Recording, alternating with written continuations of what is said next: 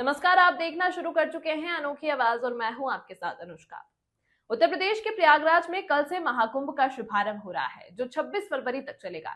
यदि आप इस महाकुंभ में शामिल हो रहे हैं तो यह खबर आपको मदद कर सकती है, क्योंकि इस महाकुंभ में दूर दूर से साधु संत महात्मा अपनी तपस्या को सार्थक करने पहुंच रहे हैं।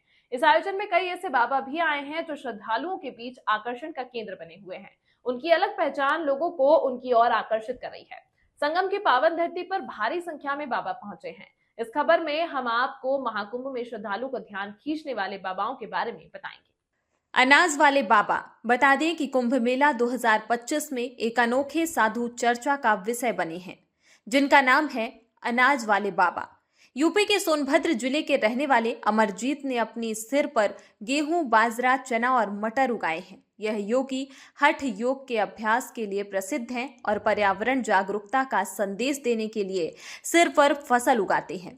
अनाज वाले बाबा का असली नाम अमरजीत है और उन्होंने अपने सिर को खेत बना लिया है। पिछले 5 सालों से वो अपने सिर पर गेहूं, बाजरा, चना और मटर की खेती कर रहे हैं। सिर से फसल उगाते हुए योगी को देखकर लोग हैरान हैं और वे मेले में सबसे चर्चित साधुओं में से एक बन गए। अनाज वाले बाबा हठ योग के समर्पित साधक हैं और पर्यावरण के बारे में गहरा संदेश फैलाने के लिए अपनी अपरंपरागत पद्धति का उपयोग करते हैं। और चलिए अब बात कर लेते हैं राधेपुरी बाबा की। राधेपुरी बाबा मध्य प्रदेश के उज्जैन के रहने वाले हैं। इन्होंने साल 2011 में विश्व में कल्याण के लिए एक तप रखा है। इनका ये तप ऐसा है कि हर कोई इनको देखकर दंग रह जाता है, क्योंकि बाबा ने इन्होंने 14 साल से अपना हाथ उठा कर रखा है। इसे हठ योग कहते हैं। राधेपुरी बाबा अपने दाहिने हाथ को उठाकर रखते हैं, जिससे उनका हाथ पूरी तरीके सुन्न पड़ गया है।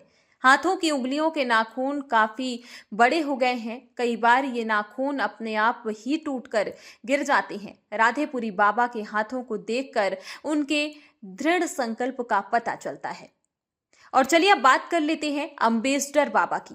आपने साधु संत महात्मा को कुटिया या आश्रम में रहते हुए देखा होगा, लेकिन आज हम जिस एम्बेसडर बाबा की बात कर रहे हैं वो कार को ही अपना आश्रम बना लिए हैं।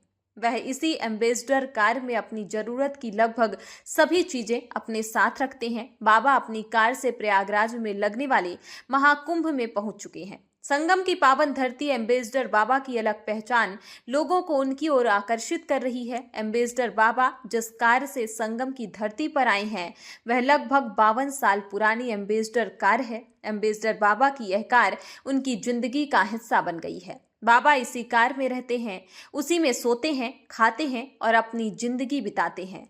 एम्बेसडर बाबा के मुताबिक उनके पास यह कार पिछले 30 से 35 सालों से उनके पास है। उन्होंने एम्बेसडर कार को सैफरन कलर में पेंट करा रखा है। एम्बेसडर की यह कार 1972 मॉडल की बताई जा रही है। और चलिए आगे बढ़ते हैं, बात कर लेते हैं रुद्राक्ष वाले बाबा की। महाकुंभ 2025 के साधुओं में से एक हैं रुद्राक्ष वाले बाबा। 108 रुद्राक्षों की माला पहनते हैं, जिसमें कुल 11,000 रुद्राक्ष होते हैं। इन 11,000 रुद्राक्षों का वजन 30 किलो से अधिक है। बाबा पर रुद्राक्षों की संख्या बढ़ने के साथ ही अब वे रुद्राक्ष बाबा के नाम से प्रसिद्ध हो गए हैं। उन्होंने बताया, लोग मुझे रुद्राक्ष बाबा के नाम से जानते हैं। ये 11,000 रुद्राक्ष भगवान शिव के रुद्र हैं। मैं इन्हें बहुत लंबे समय से पहन रहा हूँ। ये रुद्र मुझे मेरे उपासकों ने उपहार में दिए थे। हर ऋषि इन रुद्रों को पहनता है। और चलिए अब आखिरी में बात कर लेते हैं छोटू बाबा की। असम की कामाख्या पीठ से आए 57 साल के गंगापुरी महाराज महज 3 फुट और 8 इंच के हैं, जिसकी वजह से श्रद्धालु उन्हें छोटू बाबा के नाम से भी जानते हैं। बाबा की एक खासियत है कि उनका दावा है कि वे 32 सालों से नहाए नहीं हैं। पूछने पर बाबा बताते हैं कि उन्होंने एक संकल्प ले रखा है, जब तक वह संकल्प पूरा नहीं होता वे स्नान नहीं करेंगे। पूछने पर भी वे उस संकल्प के बारे में नहीं बताते। हालांकि इतना जरूर कहते हैं कि संकल्प पूरा होने पर वे सबसे पहले उज्जैन से होकर गुजरने वाली क्षिप्रा नदी में स्नान करेंगे। प्रयागराज के बारे में एक मान्यता थी कि यहां पक्के घाट नहीं बन सकते, लेकिन इस बार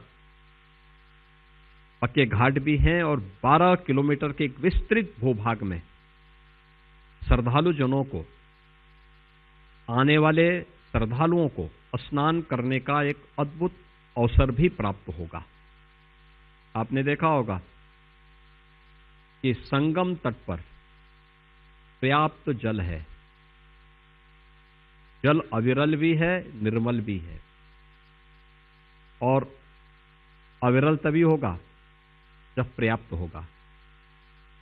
तो वह सब कुछ वहां पर मौजूद है। एक विस्तृत क्षेत्रफल बनाया गया है। क्राउड मैनेजमेंट के लिए भी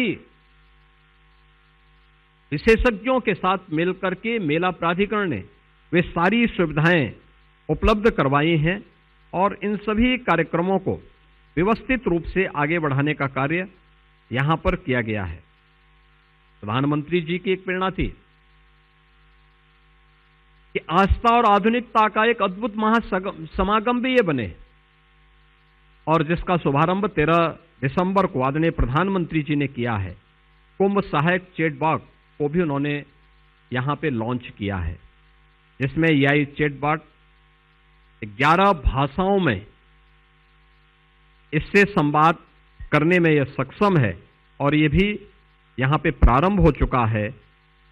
इसके अलावा महाकुंभ मेला 25 में एक ऐप लॉन्च किया गया है, जो गूगल के साथ भी इसमें एक MOU मेला प्राधिकरण ने यहां पर किया है, जो यहां के डिजिटल मैप पर पूरे मेला क्षेत्र को कोई भी श्रद्धालु आकर के देखना चाहता है, किसी सेक्टर में जाना चाहता है, किसी आश्रम में जाना चाहता है, तो उसे ये सुविधा यहां पर प्राप्त हो। इस खबर में फिलहाल इतना ही। अन्य खबरों के लिए देखते रहिए अनोखी आवाज।